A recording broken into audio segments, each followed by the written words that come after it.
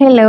ഇന്നത്തെ വ്ളോഗ് എന്ന് പറയുമ്പോൾ മൊത്തത്തിലൊരു ക്ലീനിങ് വ്ളോഗാണ് കേട്ടോ. അപ്പോൾ ഞാൻ എൻ്റെ വർക്കിംഗ് കിച്ചണും സ്റ്റോറും അതുപോലെ വരാന്തയൊക്കെ ഒന്ന് ക്ലീൻ ചെയ്യാമെന്ന് കരുതി. രാവിലെ ഇപ്പോൾ ബ്രേക്ക്ഫാസ്റ്റും കാര്യങ്ങളൊക്കെ കഴിഞ്ഞു. ഉച്ചയ്ക്കുള്ള പരിപാടികളൊന്നും ചെയ്തിട്ടില്ല. അപ്പോൾ മക്കളൊക്കെ പോയി കഴിഞ്ഞപ്പോൾ ഞാനൊന്ന് ചോറൊന്ന് നമ്മുടെ തെർമൽ കുക്കറിനകത്തോട്ട് വെച്ച് കഴിഞ്ഞിട്ടാണ് ബാക്കി പരിപാടികൾ ചെയ്യാമെന്ന് കരുതിയത്.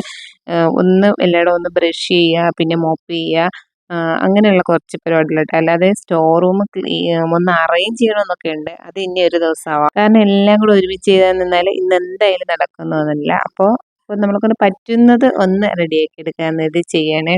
എപ്പോഴും വിചാരിക്കുന്ന കാര്യമാണ് ഈ ഒരു കിടക്കുന്നതിന് മുന്നേയായിട്ട് ഈ ഒരു വർക്കിംഗ് കിച്ചണോ ഈ ഒരു വരാന്തെങ്കിലും ജസ്റ്റ് ഒന്ന് മോപ്പ് ചെയ്തിട്ട് പോകണം എന്ന് വിചാരിക്കും. ഡെയിലി ചെയ്യണമെന്ന് വിചാരിച്ചിട്ട് ഇങ്ങനെ മടിക്കുന്നതാണ് ഈ ഒരു ഒരുപാട് ബ്ലാക്ക് സ്പോട്ട് ഇങ്ങനെ ഒരുപാട് ഈ വൈറ്റ് കളർ ടെയിലല്ലേ അതിൽ വന്നിട്ട് നമ്മൾ കുറേ നേരം നിന്ന് കാലുകൊണ്ട് പിന്നെ നമ്മളത് നമ്മൾ കൈകൊണ്ട് ബ്രഷ് ചെയ്താൽ പോവില്ല. പിന്നെ നമ്മൾ കുറച്ചുകൂടെ കാലുകൊണ്ട് നല്ല ഹാർഡായിട്ട് ആ ഒരു ബ്രഷിൻ്റെ നാട പിടിച്ച് നമ്മൾ നന്നായിട്ടൊന്ന് ക്ലീൻ ചെയ്താൽ വൃത്തിയാകത്തുള്ളൂ.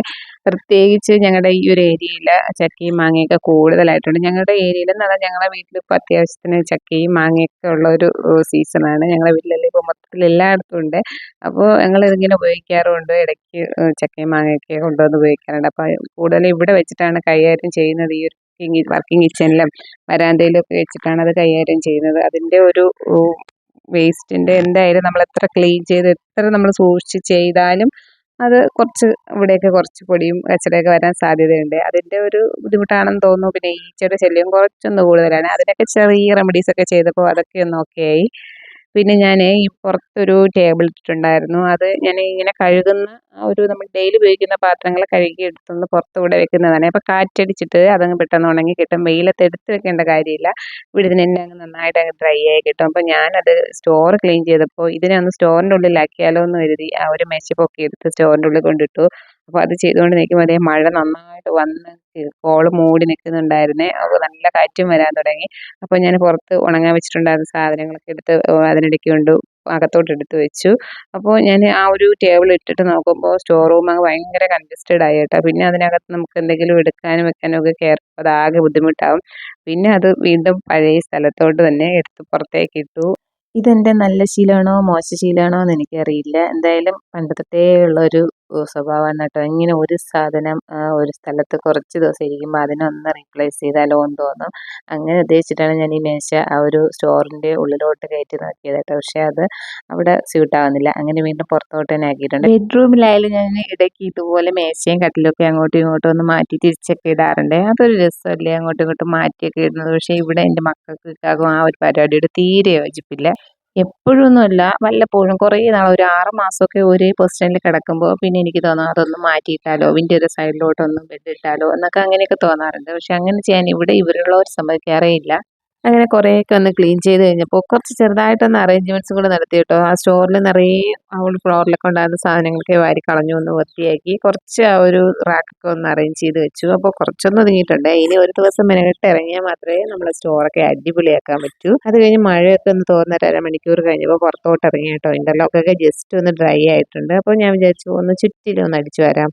മഴ സമയത്ത് എന്തായാലും ചപ്പുചവറ് കൂടുതലായിരിക്കുമല്ലോ. ഇടയ്ക്കിടയ്ക്ക് വീശുന്ന കാറ്റിൽ കുറേ അപ്പുറത്തുനിന്നും ഇപ്പുറത്തുനിന്നും ഒക്കെ കുറേ മധുര വരുന്നുണ്ട്. അപ്പോൾ അതെല്ലാം ഒന്ന് ക്ലീൻ ചെയ്യാമെന്ന് കരുതി ഇറങ്ങിയതാണ്.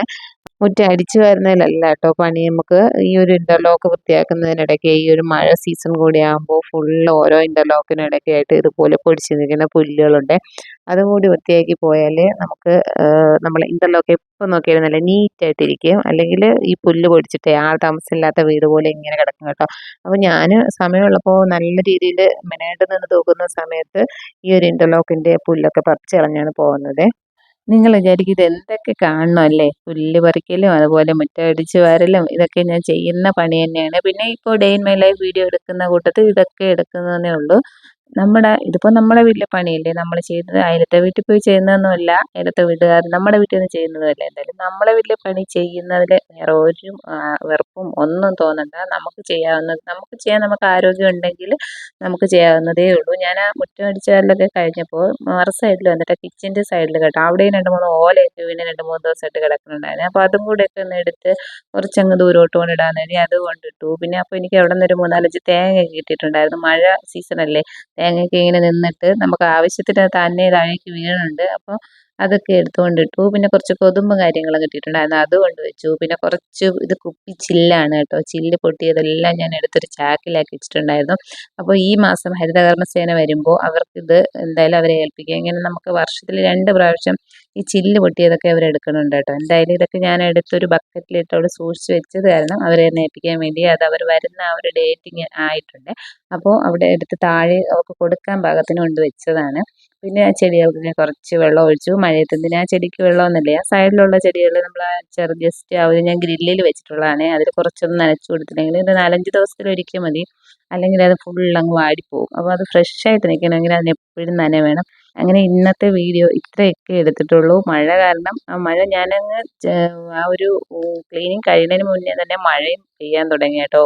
ഈ ഒരു മണി പ്ലാന്റ് ഓവറായിട്ട് വളരുന്ന സമയത്ത് ഞാൻ കട്ട് ചെയ്ത് മാറ്റി വെക്കാറുണ്ട്. ഇതിപ്പോൾ എൻ്റെ ഒരു ഫ്രണ്ട് ചോദിച്ചിട്ടുണ്ടായിരുന്നു. അപ്പോൾ എന്തായാലും എക്സ്ട്രാ വളർന്നു വന്നതൊക്കെ ഞാനൊന്ന് കട്ട് ചെയ്തെടുത്ത് ഒക്കെ കൊടുക്കാമെന്ന് കരുതി ഇന്നത്തെ വീഡിയോ ഇവിടെ നിർത്തുന്നു.